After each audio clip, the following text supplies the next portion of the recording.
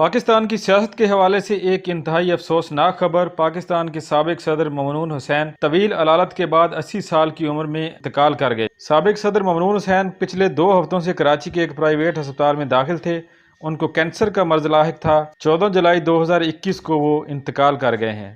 پاکستان کے سابق صدر ممنون حسین طویل علالت کے بعد 80 سال کی عمر میں انتقال کر گئے ہیں۔ ممنون حسین پاکستان مسلم لیگ نون کے دور میں پاکستان کے 12ویں صدر منتخب ہوئے تھے، جو کہ 2013 سے 2018 تک وہ پاکستان کے صدر رہے۔ صدر ممنون حسین 23 دسمبر 1940 کو بھارت کے شہر آگرہ میں پیدا ہوئے اور بعد میں ان کا خاندان 1949 میں کراچی میں آ کر آباد ہو گیا۔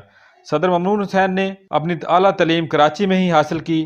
سابق صدر ممنون حسین 1997 میں وزیر اعلیٰ سندھ کے مشیر بھی رہ چکے ہیں اور 1999 میں نواز حکومت کے آخری ایام میں چند ماہ کے لیے گورنر سندھ بھی رہ چکے ہیں۔ سابق صدر نے اگست 2018 میں وزیر اعظم عمران خان سے بھی حلف لیا تھا اور 1993 میں انہوں نے باقاعدہ مسلم لیگ نون میں شمولیت اختیار کی تھی۔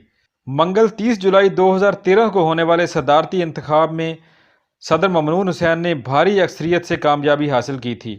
ان کے مقابلے میں پی ٹی آئی کے وجیہ الدین نے 77 ووٹ حاصل کیے تھے، جبکہ صدر ممنون حسین نے 432 ووٹ لیے تھے اور 8 ستمبر 2018 کو ممنون حسین کی صدارت کی مدت ختم ہو گئی تھی۔ رخصتی کے وقت انہیں الوداعی گارڈ آف آنر بھی پیش کیا گیا تھا۔ پاکستان کے سابق صدر ممنون حسین طویل علالت کے بعد 80 سال کی عمر میں کراچی کے نجی ہسپتال میں انتقال کر گئے ہیں۔